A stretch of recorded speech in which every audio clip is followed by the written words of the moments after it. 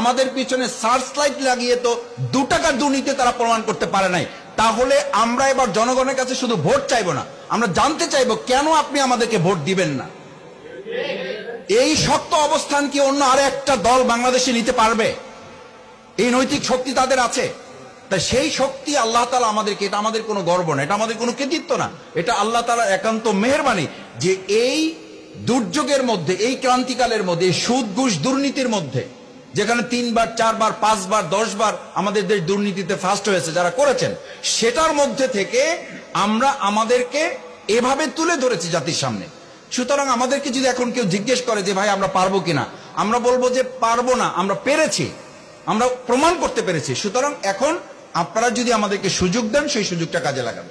দ্বিতীয় কথা হচ্ছে, সেই সুযোগটা কাজে লাগানোর ক্ষেত্রে একটা অংশ আছে, এটা আমি আপনাদের প্রতি একটা আহ্বান রাখবো, যে যারা এই কথা বলে, আমাদের মাওলানা দেলাওয়ার হোসেন সাঈদী রাহিমাহুল্লাহর একটা চমৎকার উদাহরণ আছে, যে যারা শুধু এই কথা বলে যে হুজুর আপনারা এক হয়ে যান তাহলে সব ঠিক হয়ে যাবে, এই কথাটা শুধুমাত্র তার আহ্বান, এটা একটা চক্রান্ত কোনো একটা গোষ্ঠী।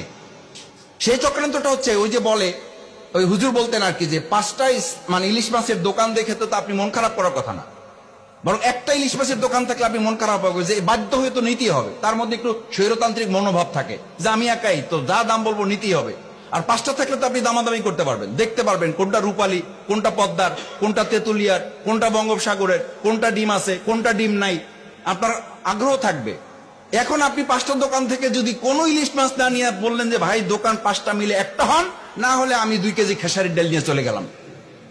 এই কপাল পরা বদনসিব গুলো হচ্ছে তারা, যারা প্রকৃতপক্ষে ইসলাম ক্ষমতায় আসছে তার হাতটা কাটা যাবে এই ভয়ে ইসলামকে ক্ষমতায় নিয়ে আসতে চায় না, সেটার অংশ হিসাবে। এই রাষ্ট্র তারা চায় না যারা ধর্ষণ করবে, ধর্ষণ করলে তার মাথা পাথর দিয়ে চূর্ণ বিচূর্ণ করা হবে, এই ভয় যারা চায় তারাই শরিয়া রাষ্ট্র কায়েম করতে চায় না।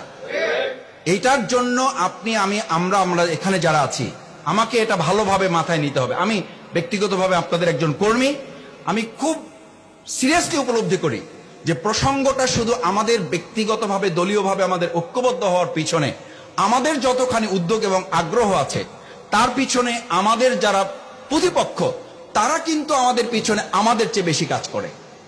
যখনই দেখে আমরা একটু কাছে এগিয়ে যাই, তখনই দেখবেন আমাদের কদর একটু, আমাদের